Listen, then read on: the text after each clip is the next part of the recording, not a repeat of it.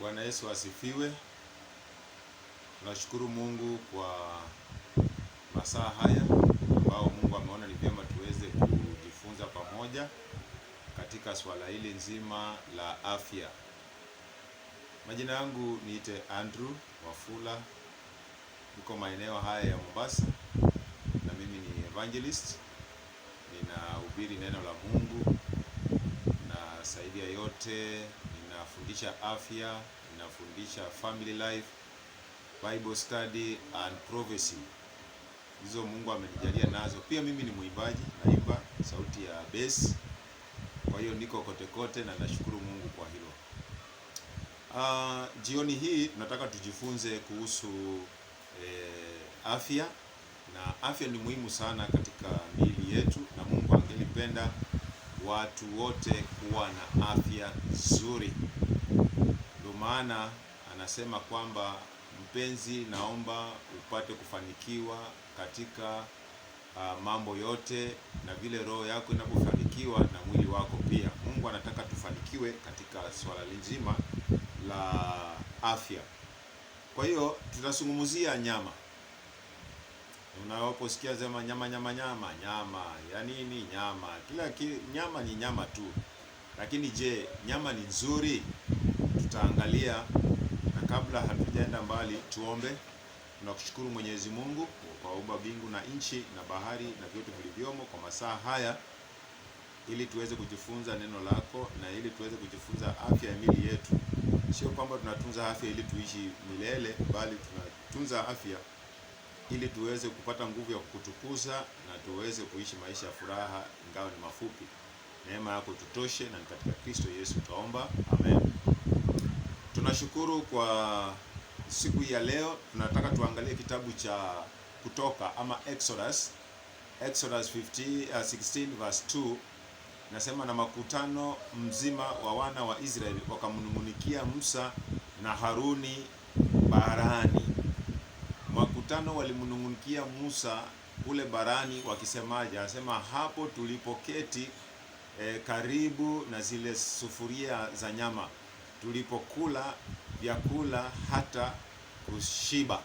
Kwa hiyo wana wa Israeli walitaka nyama sana, na haikuwa makusudi ya Mungu kuwapatia nyama. Lakini walipolalamika, walisiti kulalamika wakisema hivi, kwani umetutoa huko kututia katika bara hili ili kutuua kwa njaa kusanyiko hili lote? Wanamuuliza Musa. Anasema kwa wana wa Israeli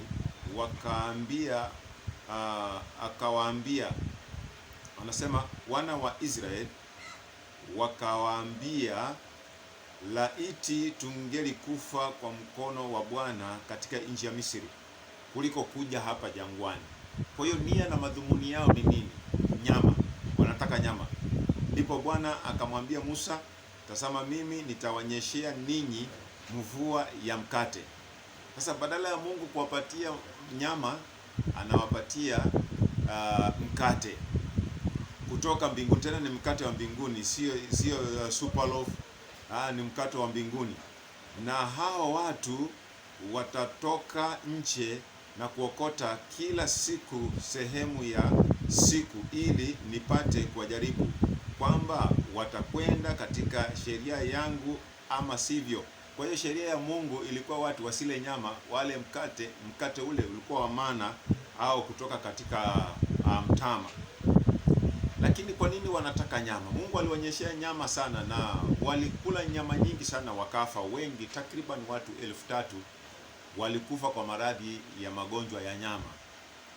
Lakini basi, hebu tuangalie Mungu angelipenda tufanyeje katika swala hili nzima la afya. Anasema katika Wafalme au 2 Kings 4 verse 40, anasema hivi, basi wakapakuliwa hawa watu ili wale.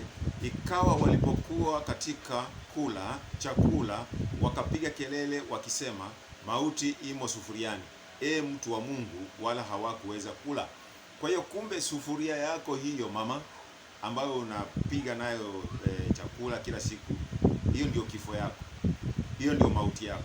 Sasa tufanyeje? Tukimbie masufuria kwa sababu kuna mauti hapo? Hapana. Ni nini unachokipiga hapo ndani ndio kikuletee mauti, ndio maana yake. Lakini Biblia inaendelea kusema, lakini yeye akasema, leteni unga, naye akatupa ndani ya sufuria, akisema, wapakulie watu ili wale, wala haukikuwemo kitu kibaya sufuriani. Kumbe unga ni muhimu sana, unga, na ndio ile maana ilikuwa inakaa kama unga. Ndio Mungu anapenda watu wale unga kwa wingi, inayotokana na nafaka kama mahindi, kama mwogo, kama mawele, kama wimbi, kama ngano. Hizo vitu ambazo hazijagobolewa ndizo Mungu anazotaka watu wale. Lakini katika hizi siku za mwisho ni nini kinachotokea? Unaposoma Luka 17 aya ya 26, 17:26 anasema, na kama ilivyokuwa siku za Nuhu, ndivyo itakavyokuwa katika siku zake mwana wa Adamu. Kulikuwa na nini? Walikuwa wakila na kunywa, walikuwa wakioa na kuolewa. Sasa swali linakuja, kula na kunywa ni makosa au kuoa na kuolewa ni makosa? Hapana. Walikuwa wanakula nini? Walikula vitu najisi. Watu wanakula ngugwe, wanakula paka, wanakula sungura, wanakula ngamia, wanakula vitu ambavyo Mungu alikataza. Haya, kuoa na kuolewa, watu wanaoa, mume na mume anaolewa. Sasa mume na mume mtazaa kitu gani? Ni kama sio tu madharau kwa sheria za Mungu. Haya, tutoke hapa. Anasema hata siku ile Nuhu alipoingia katika safina, gharika ikashuka ikawaangamiza. Kwa hiyo katika siku za mwisho kitu kilichofanya watu wafe ni ulaji na unywaji na vile vile uoaji na uolewaji.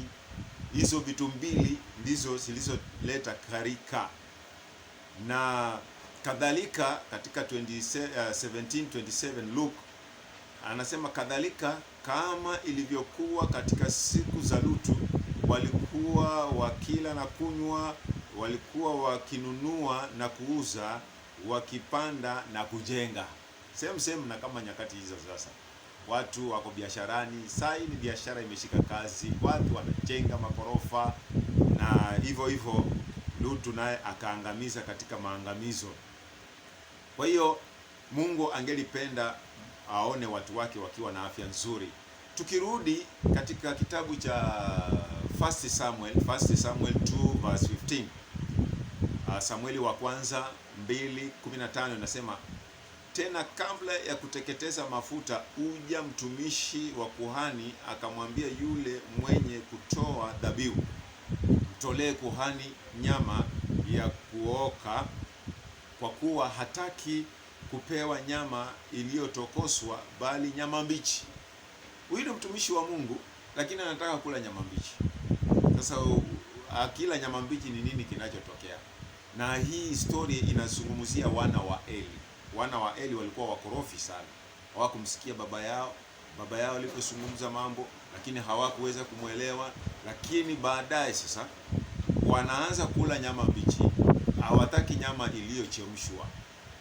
Iliyochemshwa kivipi? Nyama ambayo imetokozwa vizuri. Wacha nitakueleza mbele ya safari. So walipokula hiyo nyama, nini kilitendeka? Nyama mbichi unapoikula, hata wewe ambao unanitazama, nyama mbichi unapoikula ni nini kinatokea? Biblia siiseme yenyewe katika mstari wa 22 katika hiyo Samueli wa kwanza 2:15, inasema hivi, hiyo 22 sasa. Basi Eli alikuwa mzee sana, sikia habari za mambo yote ambayo wanawe waliwatendea Waisraeli, na jinsi walivyolala na wanawake waliokuwa wakitumika malangoni pa hema ya kukutania. Kumbe hawa ndio walikuwa wanakataa kukula nyama iliyochemshwa, walikula nyama mbichi wakiwa makuhani. Sasa nyama hiyo imewasababishia kuzinaa au kuzini na kuleta machafuko. Kwa hiyo nyama number 1 itakupeleka kwenye usinzi, number 2 inakata maisha yako, na number 3 hausikii, unakaa kama mnyama. Ndio unaona mtu mwenye anakula nyama sana, ukimwangalia hivi anakuangalia tu kama ng'ombe, kama mbuzi, hata akuelewi haraka. Na hususan poleni sana kwa ndugu zetu labda wa Masai, mnaweza kuwa mnaniangalia. Ya Masai anaweza kukukata tu kwa sababu anakaa kama mnyama. Ndio naona Masai hata akipita kwenye pori mnyama hana shughuli na yeye, kwa sababu anaona ni mnyama mwenzake. Maanake yeye amekula nyama mpaka amekaa mnyama na anajipaka hata mafuta ya nyama. So mtu huyo hauwezi kucheza na yeye. Mtu anayekula nyama, number 1 msinzi, number 3 maisha inakata, na number 4 hakuelewi haraka, anakaa kama mnyama. Tuendelee na safari sasa, tuangalie mbele ya safari. Sasa nyama unaweza kuipigaje? Wale ambao ni maraibu wa nyama, hutaki kuiacha, basi Biblia inataka itufundishe jinsi ya kupiga mama. Sasa mama, leo umenunua nyama, kesho utanunua nyama, sawa?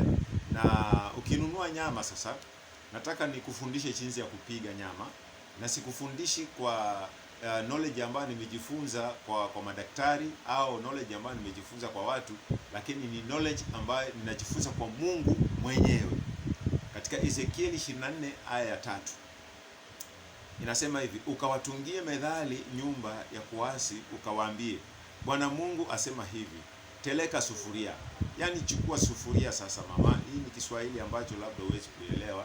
Chukua sufuria, alafu uiteleke sufuria, ukatie maji ndani yake. Sasa chukua sufuria, alafu mwaga maji ndani ya hiyo sufuria. Baada ya kumwaga hiyo maji sufuria, anasema vikusanye vipande vyake ndani yake, naam, kila kipande chema. Kwa hiyo ile nyama, chukua kipande kizuri, achana na marondo.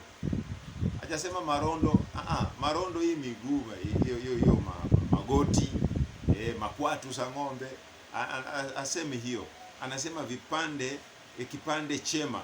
Nacho ni gani? Ni paja na pega. Paja na pega. Anaposema pega, amechukua mpaka ubavu, mpaka ubafuni kule. Ya, hiyo ndio vipande vizuri vilivyochakuliwa. Alafu anasema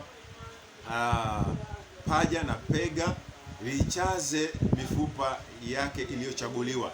Kwa hiyo mifupa iliyochaguliwa ni mbavu, nyama zile za ndani, mifupa za ndani hizo, lakini sio miguu ya ng'ombe. Baada ya kuchukua sasa hizo vipande vizuri vilivyochaguliwa, paja au pega, ni nini ufanye? Wacha tuangalie ni nini ufanye. Baada ya kuweka kwa sufuria sasa, tia kuni nyingi. Hii ni Biblia ninasoma, sisomi maneno yangu. Hii ni Ezekieli ambayo tumeisoma hapo. Tia kuni nyingi, chochea moto, itokose nyama sana. Itokose nyama sana. Nyama ichemke. Itokose nyama sana. Alafu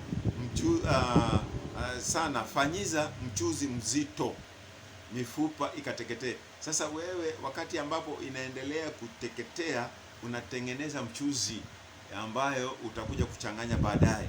Alafu amesema mifupa iteketee. Kuteketea kivipi? Ni kwamba nyama ive mpaka itoke kwa mifupa, ndo manake. Hata mtu mwenye mapengo anaweza tafuna na ajisikia ametafuna vizuri. Lakini ukiona siku moja unakula nyama na unang'ang'ana kuitoa kwenye mfupa, nyama hiyo mama ni mbichi, nyama hiyo baba ni mbichi, ajia umbwa. Maanake umbwa inapoona unang'ang'ana na mfupa inasema, huyu jamani kachukua kazi yangu, yeye angeniachia mfupa mimi ning'ang'ane nayo, lakini sasa unang'ang'ana kwa kazi sio kwa yako. Na nyama inamaliza takribani siku 7 ndani ya tumbo ikifanywa digestion. Sasa kama unakula kila siku, nyama itakuja kuisha lini kwa tumbo yako? Ndio maana tunapata kansa, saratani ya tumbo, saratani ya mwili, kisasi, macho, wapi. Hizo vitu zote zinatokana na nyama. Sasa basi, baada sasa ya hiyo nyama kutokosa sana, eti Biblia inaendelea kusema katika mstari wa 11, kisha litie juu ya mkaa yake tupu, lipate moto. Eti chukua tena hiyo nyama ambayo imechemka sana mpaka imeachana na mafupa, weka kwa mesha waya, weka kwa nini? Kwa jiko, ianze kuchomeka tena, uanze kuichoma.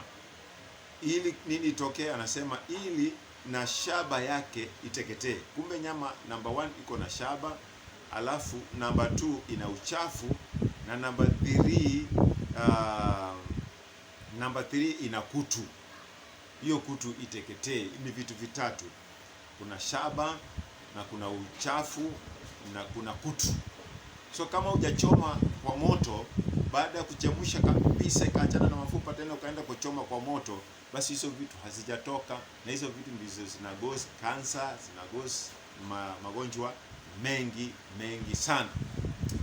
Okay, kuna nyama ambayo inaitwa mutura, si wa Kiingereza tuwaitaje, lakini nyama iliyosogolewa, yani nyama ilichukuliwa matumbo moja, alafu ikasundwa nyama ndani yake ikakaa kama joka fulani hivi, ikawekwa kwenye jiko. Wacha tusome huyu daktari anasemaje. Anasema nyama zilizozindikwa, yani zilizosindikwa ndani, zinatibitishwa kuongeza hatari ya kupata saratani, hata zikitumiwa kwa kiasi kidogo tu. Mutura, wewe unapokula mutura, wewe ni mwanga wa kansa, wewe ni mwanga wa saratani. Nyama hizi zinahusishwa na saratani za kinywa, saratani ya mdomo na koo, na tezi hiyo ya wanaume inaitwa tezi dume ya wanaume, na nini, na utumbo mpana hapa stomach inaleta shida. Kwa hiyo ina mafuta mengi, na hiyo mafuta inaweza kukuletea kansa ambayo iko hatari. So katika hizi vitu zote ambazo nimekuhesabia ni kwamba na zinasababishwa na nyama, ni vizuri ndugu yangu wache. Na kama hutawacha, Biblia inasemaje katika Yeremia 46:1? Anasema 46:11, sio moja, 46:11 inasema hivi: panda uende Gileadi ukatoe zeri, ewe binti bikira wa Misri, unatumia dawa nyingi bure tu, haupati kupona kamwe. Kwa hiyo kama unatumia hizi nyama, mafuta za nyama na kadhalika, utakuta ya kwamba utatumia dawa nyingi, lakini hautaweza kupona. Ndio ukienda kwa nyumba za watu unafikiri ni chemist, dawa ni nyingi kwa nyumba, zimejazana, unashindwa huyu ni pharmacy ama ni mtu wa aina gani? Na kumbe anatumia madawa nyingi, lakini anaingiza sumu, na madawa pia ni sumu, anakula sumu, anaingiza sumu. Kwa hiyo utatumia dawa nyingi, lakini hautaweza kupona. Na ndio maana vifo vinaendelea kuzidi kuweko duniani. Unaposoma Isaya 5:14 inasema, kwa hiyo kuzimu kumeongeza tamaa yake, kumefunua kinywa chake bila kiasi. Kuzimu ni makaburi. Kwa hiyo makaburi imepanua midomo bila kiasi, na watu wanakufa sana kwa ajili ya magonjwa ambayo wenyewe tumejiletea, na wajane wanazidi kuongezeka pia. Na utakuta kwamba wanaume ndio wanaokufa zaidi kwa maradhi haya, kwa sababu hao ndio wanaokula ovyo wanapokuwa huko nje. Anakula manyama huko, anakuja nyumbani, mama ametengeneza matendele ama mchicha ama mnavu, anakataa kula kwa sababu kula amekula mbuzi na wa marafiki, amekula vitu mzuri huko ambavyo ni mbaya kwa afya yake. Wanaume ndio wanakufa haraka. So Biblia inasema katika Yeremia 15:8 inasema, wajane wao wameongezeka kwangu kuliko mchanga wa bahari. Unaona, kama wajane wameongezeka, sasa wanaume ndio wanaopata matatizo. Kwa hiyo onyo ni kwamba unaposoma katika kitabu cha Yoeli 1:10 kinasema hivi, shamba limeharibika. Katika hizi nyakati za mwisho, shamba imeharibika, nchi inaomboleza, maana nafaka imeharibika, divai mpya imekauka, mafuta yamepungua. Naona mafuta yamepungua. Tayarini enyi wakulima, pigieni yowe enyi watunzaji wa mzabibu, kwa ajili ya ngano na seyeri, maana mavuno ya mashamba yamepotea. Sasa kama mavuno ya mashamba yamepotea, leo ya kwamba sasa tutakula nyama, na kama tutakula nyama tuko kwenye hatari ya kupata kansa. Ndugu yangu na dada yangu, ombi langu ni kwamba uweze kuepukana na nyama, iwe nyama ya kuku ya grade, iwe nyama ya ng'ombe, iwe ya mbuzi, iwe ya sungura, iwe ya ngurwe, ngamia na tikiti inaitwa kitimoto ambaye ni ngurwe hiyo. Alafu kuna ingine inaitwa kasore kwa watu wa pwani, inaitwa kasore, ni panya buku, ile panya ile watu wanakula. Hizo vitu zote ni very dangerous, na vingine inaitwa kiu. Kuna wanyama wengi ambao ni najis wanaoleta magonjwa, na samaki ndani ya bahari. Hizo zote tutakuja kuelezea katika part 2 Mungu akijalia. Kwa hiyo kwa sasa naomba tufikie hapo. Mungu akubariki unapotafakari maneno haya ili uweze kuepuka. Wacha tuombe. Tunakushukuru Mwenyezi Mungu kwa ndugu yangu na dada yangu ambayo wamesikia kipindi hiki. Basi tunaomba kwamba uweze kuwasaidia waachane na machakula hizi zinazoleta shida katika miili yao. Wapatie Roho wako Mtakatifu ili waweze kuwaongoza wapate kuelewa maana ya afya. Na hilo ndilo ombi letu lifike mahali ulipo kupitia kwa Yesu tunaomba. Amen. Kama uko na swali au nyongeza pia unaweza kutumia kutoka katika hiyo comment au weka kwenye comment, alafu tutaweza kukusaidia. Bye bye. Mungu akubariki sana.